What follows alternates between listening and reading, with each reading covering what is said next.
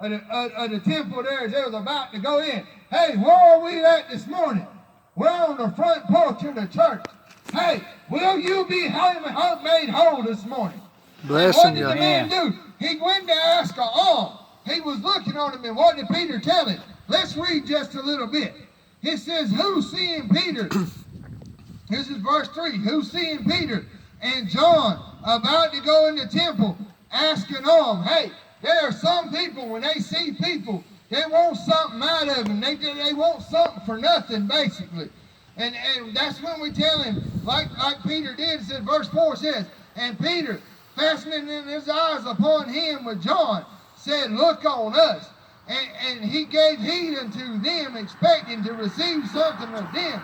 Then Peter said, silver and gold have I none, but such as I have give I thee. In the name of Jesus Christ of Nazareth, rise up and walk.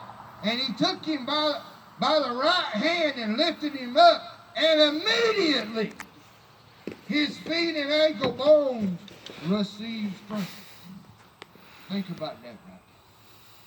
How many times, maybe, have we went through something for a long, long time, and if we went to the doctors trying to get some kind of relief, blessing God, and if he's put us on some kind of medicine, and we took the medicine. Think about the woman with the issue of blood. Now, she spent 12 years, spent everything she had, trying to get some kind of relief. And all it took is one touch. Yeah. Just one touch of the master's garment. And that issue of blood went away. And she was made whole. From just by touching the hem of his garment there. I tell you what, we need to get a little bit more touch in the hem of his garment. Amen. Get just that little bit closer walk with him there this morning. Blessing God. Right. We need to get just a little bit of time. Hey, the front porch. We don't need to go in the building. We need a little bit more front porch services this morning. Amen. Bless him, God. We need to get just that little bit higher touch, that little bit close. Let's look at a few more places I had wrote down this morning. We all heard about blind Bartimaeus, ain't we? Look at Mark chapter 10. And I'll mark this one specifically because I love this one right here. You look at Mark chapter 10 and go down to about verse 46. He says, and they came to Jericho. And as he went out of Jericho with his disciples and a great number of people, blind Bartimaeus, the son of Timothy, sat by the highway side begging. And when he heard that it was Jesus of Nazareth, he began to cry out and say, Jesus, thou son of David, have mercy on me. Amen. Hey, if it weren't for Jesus having mercy on us, where would we be this morning? Come on. Amen. We're in America. America, for a long time, has said we're the home of the brave, the land of the free. Think about a place called Egypt. The plagues that God sent down to Egypt. Don't you think that maybe America's paying a little bit for the things that they are doing this morning? Could very well be. You know, this coronavirus, Israel done a lot of things, you know. And when they call out to God, he would forgive them, yeah, and he would take them back. But it weren't too long after that they would go right back to doing the same things that they were doing. Bless him, God. Right. And what would he do? He would send them right back into captivity. Yeah. And it weren't just one time, it was many times that he'd send them right back into captivity. Yes, he had mercy on them, but he was still punished. Hey, think back, it weren't not many years ago, we had this little thing called 9/11 over here. And right after 9/11, that many people cried out to God, have mercy on us. Come on. And many people started to seek the Lord, and it seemed like America was turning them around and turning right back to God. Right. But it weren't too long after that, what happened? They went right back to doing the same old things that they were doing one time before. Man. And we're right back in the same state that we are now, if not worse. It sounds to me like a little bit of judgment is being passed. Come on. That's right. But hey, there's this thing called, hey, we don't like it. Hey, God doesn't change. He's the same yesterday, today, and forever. That's right. But he cried out, he said, have mercy on me. Maybe we need to cry out, have mercy on us. Amen. Maybe we need to say, hey, we need to start interceding for some folks. Maybe we need to start interceding for some lost loved ones. Bless him, God. But I really like this part right here. Let's read a little bit further. How it says, verse 48, it says, and many charged him that he should hold his peace. But he cried out the more a great deal, thou son of David, have mercy on me. I want you to think about this now and get this picture. Hey, somebody had to be doing their job. But this was a blind man. He couldn't see. It was darkness for him all the time. But somebody had to be doing their job for him to hear about who Jesus was. Amen. Somebody had to tell him, say, hey, there's Jesus. He's coming this way. And for him to say, hey, Jesus, thou son of David, have mercy on me. But then, you know, he was with a great group of people. For them, and he was on his way somewhere else. And then they said, hey, he's too busy. He's got somewhere to go. Be quiet. Let him go on by.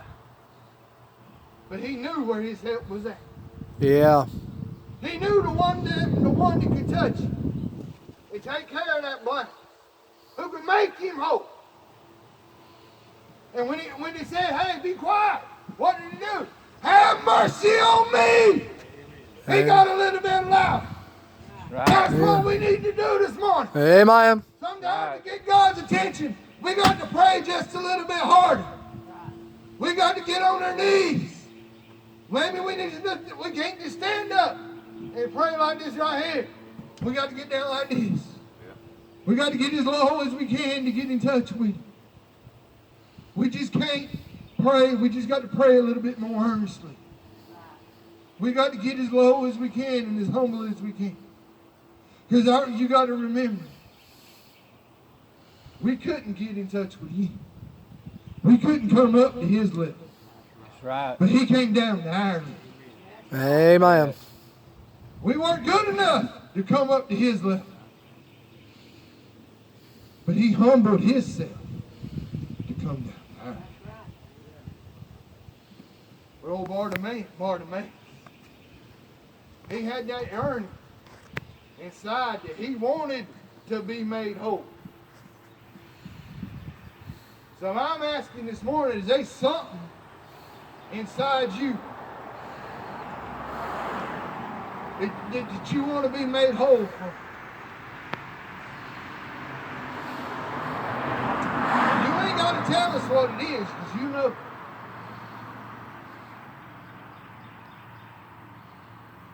Maybe it's, we don't want to speculate, because you know. Because you and God know what it is that you need to be made whole for. There's mercy still being shown. Amen. Right. All we got is this present time. We're none promised tomorrow. That's right. We don't know what the rest of this day is going to bring. We might not none make it home today. 6 o'clock tonight, we might all be gone. But I can promise you this. There's one thing that none of us want to do, and that is leave this world without being made whole. Amen. Right. And leave this world with sin in your life. But I want to read just a couple more verses, and we're going to come to a close. We had a couple more things that we wanted to go, but God, the Lord's not wanting us to go there, I believe. Be obedient, brother. But He says, It says, and many charged him that he should hold his peace. But he cried the more great deal, Thou Son of David, have mercy on me. And Jesus stood still and commanded him to be called. And they called the blind man, saying unto him, Be of good comfort, rise, be called. And he, casting away his garment, rose and came to Jesus. He knows everything about us already. We don't have to be afraid. Cast away your garment this morning. You can be open and honest with you. You don't need to try to protect yourself. He already knows the very hairs on your head. Amen. He already knows. He's the one that made you. He's the one that formed you in your mother's womb. He knew what color hair you were going to have. He knew how tall you were going to be. He knew every little thing about you before you knew everything. He knows more about you now than you do. Right. He knows what's holding you back from being made whole.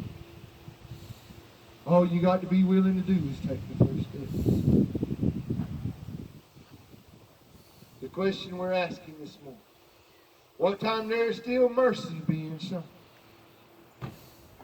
is will thou be made whole. But we will read this one last verse. It says, And Jesus said unto him, this is verse 52, Go thy way, thy faith made thee whole. It says that immediately he received his sight and followed Jesus in the way. Amen. You know, we can think about this man. He was a blind man. And you know, you think about somebody who'd been blind all their life. And you know, somebody who received their sight for the very first time. He could have done anything. He told him to go the way. Go thy way. He could have went anywhere he wanted to, done anything he wanted to, seen anything he wanted to see. But it says he followed Jesus. He knew right where he needed to be. He knew right where he wanted to be. Because his faith had made him whole. Hey, in times like this right here, we were already talking about it a little bit this morning. In perilous times, in distressful times, we all see what's going on around us. The Bible's lining up, feeling for the end. We see these people out there in the stores, and I'm not trying to get on nobody. Everybody got their own way of doing things. But it seems like we're in a world that's going crazy. Now's the time we need to start getting our faith just a little bit stronger. Right. Amen. Maybe it's time our faith get made a little bit made whole. Just a little bit more whole.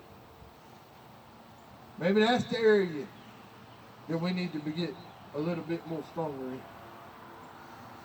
But hey, I admit to you, my faith is a little bit stronger in more areas than it is in some other areas. I admit that. I stand here and I'll confess that to you this morning. But I know I'm not the only one. We all have our weaknesses. And that's why the devil, he can get to us so easy sometimes. But the question is, will thou be made whole? Amen. Let's get us a song of invitation. Verse.